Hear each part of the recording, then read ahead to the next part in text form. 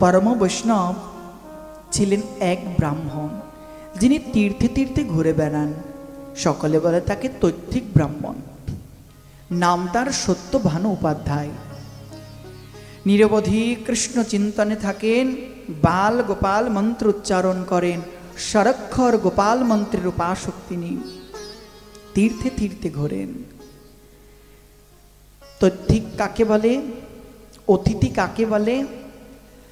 যিনি এক তিথির অতিরিক্ত 2 তিথি থাকবেন না।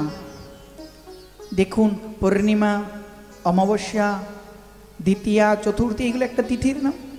মানে একটা তিথির পরে আর একটা তিথি তো আসে।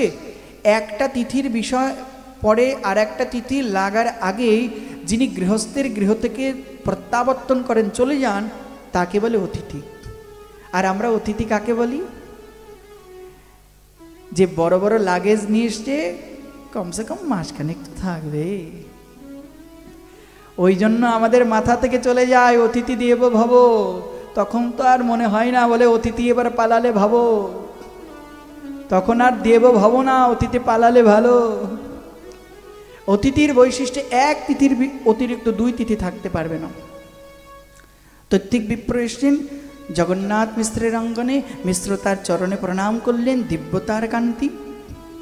মিশ্র বললেন, হে ব্রাহ্মণ প্রবর, আপনি যদি কৃপা করে আমার গৃহে আতিথ্য গ্রহণ করেন তো আমি ধন্য হই। বলে, দেখো, গ্রহণ তো করতে পারি, কিন্তু আমার এক শর্ত আছে। বলে, কি শর্ত? আমি স্বয়ং সপাকি ব্রাহ্মণ। সপাকি মানে নিজে রান্না করে ঠাকুরজিকে ভোগ দেবে, তবে প্রসাদ পাবে। বলে, ঠিক আছে। শচীদেবীকে বললেন, মিশ্র, তাড়াতাড়ি ঘর দোর পরিষ্কার করো, রান্নাঘর। শচীদেবী পরিষ্কার করে সমস্ত চাল ডাল সবজি তেল লবণ দিলেন।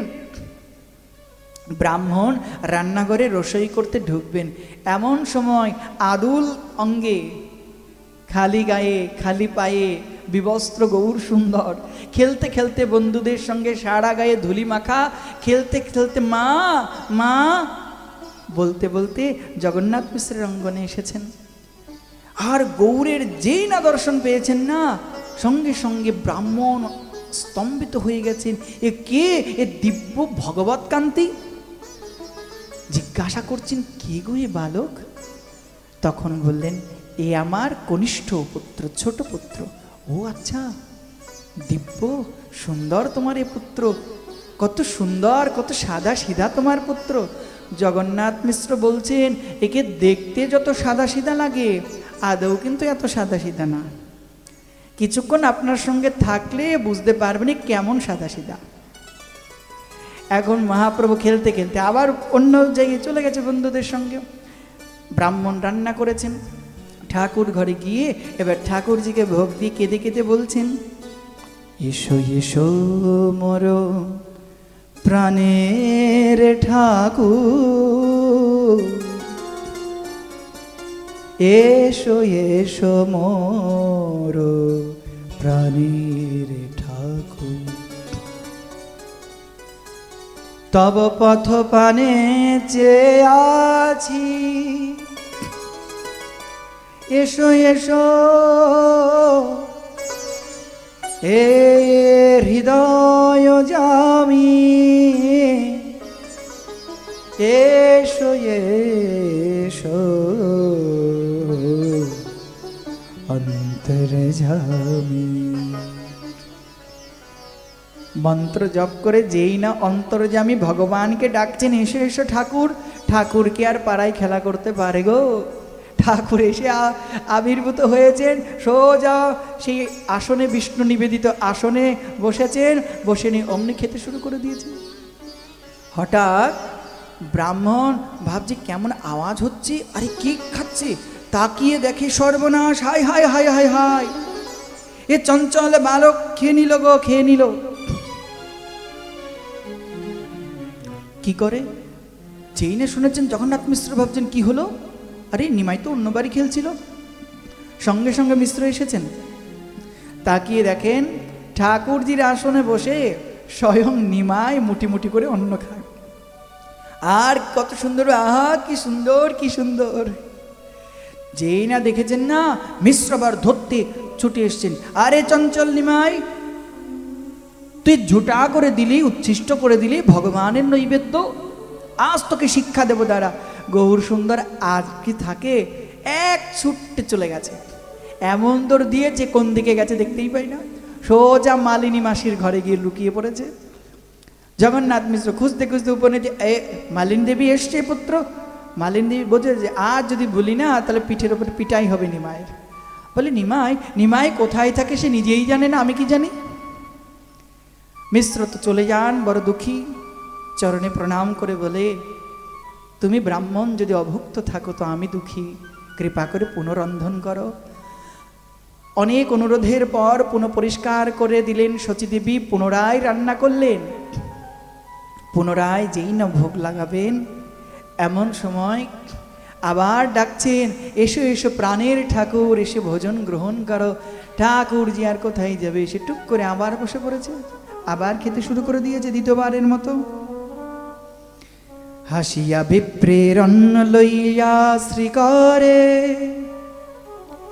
এক গ্রাস খাইলেন, দেখে বিপ্রবরে।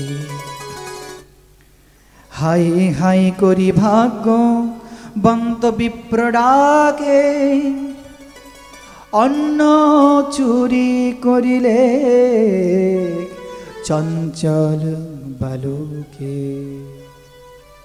দেখো এ চঞ্চল বালক আবার অন্ন চুরি করলো, হায় হায় হায়, এ অন্ন চুরি করে খায়। মিশ্রবার বুঝলেন, সঙ্গে সঙ্গে লাঠি নিয়ে তাড়া করেছেন। আর কোথায় যাবে, নিমাই দেখছি এ তো মহা মুশকিল, এদিকে একজন আমাকে এসো এসো বলে ডাকে, আর এদিকে আর একজন আমাকে পেটানোর জন্য লাঠি তাড়া করে, আমি এখন উভয় সংকটে কি করি। ঠাকুরজি বাঁচবার জন্য বাপের হাত থেকে দৌড়াচ্ছেন, আজও দৌড় খালও দৌড়। মিশ্র বলে, তুই আজ আমার হাত থেকে নিস্তার পাবি না। দেখে শচীদেবী বুঝলেন আজ বিপদ আছে নিমাইয়ের কপালে। ছুটতে গিয়ে নিমাইকে কোলে নিয়ে না বাঁচাবার জন্য পাড়ায় চলে গেছেন। যেই না চলে গেছেন অমনি সেই না পাড়াপড়শি বলে, আরে নিমাই, এ কি শুনছি, তুই নাকি ব্রাহ্মণের অন্ন চুরি করে খাচ্ছিস। ছি ছি ছি ছি ছি, আরে এ ব্রাহ্মণের জাত নেই কুল নেই, না জানি কোন জাতের ব্রাহ্মণ, তুই তার অন্ন চুরি করে খাচ্ছিস। মহাপ্রভু কি বললেন, মহাপ্রভু চন্দ্রবদনে হাসি হাসিয়া বলেন, হাসিয়া বলেন প্রভু শ্রীচন্দ্র বদনে, আমার কি দোষ বিপ্র ডাকিলায় আপনে। আমার কি দোষ, বিপ্র ডাকছে আমি যাচ্ছি আর আমার দোষ হয়ে যাচ্ছে। হাসিয়া কহেন প্রভু আমি যে গোয়াল, ব্রাহ্মণের অন্ন আমি খাই সর্বকাল। আমি গোয়াল মানে কি, বৃন্দাবনে আমি গোয়াল না, সেই তো আমি, তাই আমি তো ব্রাহ্মণের অন্ন খাই, আমি তো গোয়াল জাতি। ব্রাহ্মণের অন্ন কি গোপের জাতি যায়, এত বলি হাসিয়া সবারে প্রভু চায়। প্রভু হেসে হেসে তত্ত্ব বলছেন, কিন্তু গৌরের মাধুর্য সব ভুলে গেছেন, তত্ত্ব উপলব্ধি করতে পারছেন না। এমন সময় ব্রাহ্মণ দুবার রান্না করেছেন, আর রান্না করবেন না। মিশ্রবর মুখে হাত দিয়ে আঙ্গিনায় বসে চিন্তা করছেন, হায় হায়, আমার ঘরে ব্রাহ্মণ এলেন, তিনি অভুক্ত থাকবেন, কি কষ্ট আমার, আর কোন মুখেই বা তৃতীয়বার বলবো আপনি রান্না করেন। ছি ছি ছি ছি, অনুশোচনাগ্রস্ত। এমন সময় বিশ্বরূপ ভগবান অদ্বৈত পণ্ডিতের পাঠশালা থেকে অধ্যয়ন করে তিনি ঘরে ঢুকেছেন। এসে দেখে বাবার মুখে হাত, মাথায় হাত, বাবার মুখে সমস্ত বৃত্তান্ত শুনলেন, ব্রাহ্মণের নিকটে গেলেন। ব্রাহ্মণ যেই না বিশ্বরূপ ভগবানকে দেখলেন, অপলোক নেত্রে তাকিয়ে রইলেন। আহা, কে গো বালক তুমি, কি দিব্য মাধুরী তোমার। জগন্নাথ মিশ্র বললেন, এ আমার বড় পুত্র। ও আচ্ছা, কি দিব্য কান্তি গো এর। তখন ব্রাহ্মণের চরণে প্রণাম করে বিশ্বম্বর ভগবান বললেন, হে ব্রাহ্মণ, তুমি মোদের গৃহে এসেছ, এ মোর সৌভাগ্য, এ মোর আনন্দ, কিন্তু তুমি অভুক্ত রহো, এই মোর দুঃখ, এই মোর নিরানন্দ। কি করি? পিতা তো লজ্জার ক্ষেত্রে আর তোমাকে বলবার সামর্থ্যই নেই, আমার চঞ্চল ভাই যা করেছে। কিন্তু অন্তিমবারের বার আমি প্রার্থনা জানাই, তুমি অন্তিমবারের বার রন্ধন করো।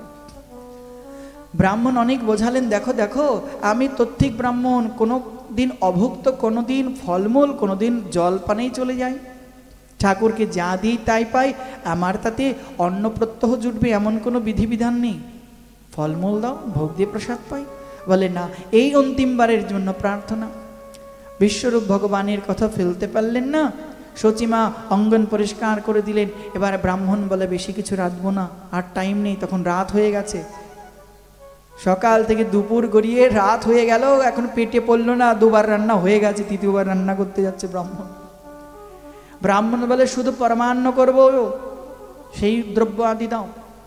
পরমান্ন দ্রব্য দিলেন, মিষ্টান্ন পরমান্ন রান্না করলেন। রান্না করে এবার জগন্নাথ মিশ্র কি করেছেন, পুত্রকে ঘরের মধ্যে আটকে দিয়ে শেকল তুলে দিয়েছেন।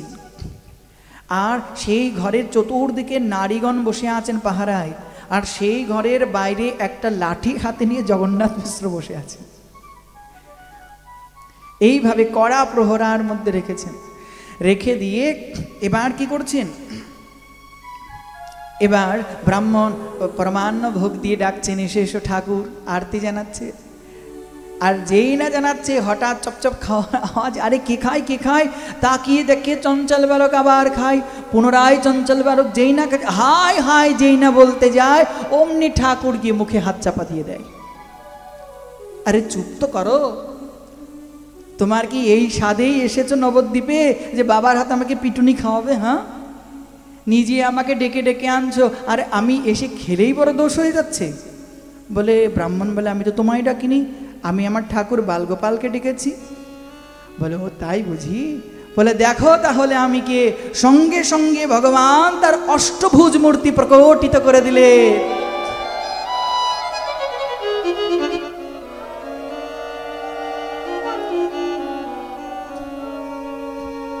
ব্রাহ্মণ কি দেখলেন, সেইখানে দেখে বিপ্র পরম অদ্ভুত, শঙ্খ চক্র গদা পদ্ময় অষ্টভুজ রূপ,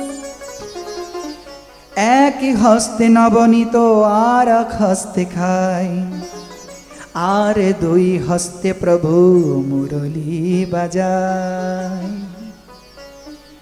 শঙ্খ চক্র গদা পদ্ম চার হাত, আর এক হাতে নবনীত, আর এক হাতে খায়, আর দুই হাতে মুরলী বাজায়।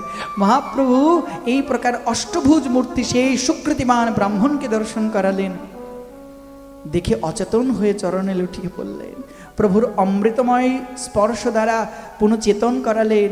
গৌর চরণে বসে কাঁদছেন, গৌর আমি তোমায় চিনতে পারিনি। প্রভু বললেন, প্রভু বলে, শোনো শোনো আরে ও এ বিপ্রবর, অনেক জন্মের তুমি আমারও কিঙ্কর। তুমি আমার এই জন্মে নয়, জন্ম জন্মান্তরের দাস। আমি তোমার বস্তু খেতে আসি, আর তুমি আমাকে চিনতে পারো না। ঠাকুরজি এই দিব্য লীলা দেখে মোহিত হয়ে গেলেন। এবার জোর জোর করে উচ্চৈস্বরে কাঁদতে লাগলেন ব্রাহ্মণ, হা গৌর হা গৌর, হা গোপাল হা গোপাল বলে। হঠাৎ জগন্নাথ মিশ্র ভাবছেন, কি হলো? আরে গৌর তো ঘরে। আগে তো সবার আগে শেকলটা খুললেন, দেখি তো শেকল তো যেমনি আছে, আগে শেকল দেখলেন, শেকল তো যেমনি আছে, তাহলে কেন করে হাই হাই? শেকল খুলে ঘরে গিয়ে দেখেন নিমাই যেমনি ঘুমিয়েছিল তেমনি ঘুমিয়ে আছে। ছুটতে গেছি, এবার আবার কি হলো ব্রাহ্মণের? ব্রাহ্মণের কাছে ছুটে গিয়ে দেখে মন্দিরের মধ্যে ওই প্রসাদ নিয়ে সর্ব অঙ্গে মাখে, আর হা গৌর হা গোপাল হা গোপাল বলে রোদন করে। ব্রাহ্মণকে জিজ্ঞাসা করে, ব্রাহ্মণদেব কি হলো? চঞ্চল নিমাই তো অনিষ্ট করেনি, আর করবেই বা কি করে? নিমাই তো ঘুমোচ্ছে কখন থেকে। আহা, মহাপ্রভু তার আগে সংকেত দিয়ে গেছেন, কাহরে না কহিবা এ বেদগপ্য কথা, এ বেদগপ্য লীলা আমার জানিয়ে দিয়ে গেছেন। সুকৃতিমান ব্রাহ্মণ কেঁদে কেঁদে মিশ্রকে বলে, ওহে মিশ্র, আগে যে 2 পাত্রে ভোগ দিয়েছিলাম সে পাত্র 2 কই? বলে, সেই 2 পাত্র তো ঘরে রেখে দিয়েছি, আমাদের পুত্রের উচ্ছিষ্ট আমরা পেয়ে নেব ঘরে, আপনি প্রসাদ পাবেন, চলুন। কেঁদে কেঁদে ব্রাহ্মণ বলে, না না, আগে সেই 2 পাত্র আনো, আমি ওই প্রসাদ গ্রহণ করব। বলে, না না, আমার পুত্রের উচ্ছিষ্ট কেন আপনি খাবেন? বলে, না না মিশ্র, কিচ্ছু খেতে পারবো না, আগে ওই 2 পাত্র আনো। আদেশ পেয়ে মিশ্রবর আনেন। যেই না পাত্র আনে, মুঠি মুঠি সেই প্রসাদ খায়, আর মুঠি মুঠি অঙ্গে মেখে হা গৌর রায়, হা গৌর রায় বলে কাঁদে। জগন্নাথ মিশ্র ভাবে, কি হলো রে, কি হলো? বলতে পারেন না, ফুপিয়ে ফুপিয়ে কাঁদেন। গৌর প্রসাদ পেয়ে হা গৌর বলতে বলতে ব্রাহ্মণ বিদায় নিলেন প্রসাদ গ্রহণ করে। সেই সুকৃতিবান ব্রাহ্মণ নবদ্বীপ ছাড়া আর যেতে পারে না। লুকিয়ে লুকিয়ে বহুকাল ওই গৌর লীলামৃত দর্শন করেছিলেন। ভক্তগণ, শাস্ত্র বলছেন, আচার্যদের মুখে শ্রবণ করেছি, এই প্রভুর আদেশেই ব্রাহ্মণ বিবাহ করেছিলেন এবং তার বংশধর দ্বারা প্রভু ভক্তি প্রচার করেছিলেন। তার 3 পুত্র জন্ম নিয়েছিল, জনার্দন দাস, মুরারি দাস ও বলরাম দাস। এরা প্রচুর গৌর কথা, গৌর ভক্তি জগতে প্রচার করেছিলেন। এই প্রকারে শ্রীমন মহাপ্রভু তথ্যিক ব্রাহ্মণকে করুণা করলেন। বলে, তথ্যিক ব্রাহ্মণ বিপ্রোদ্ধার লীলামৃত কি জয়।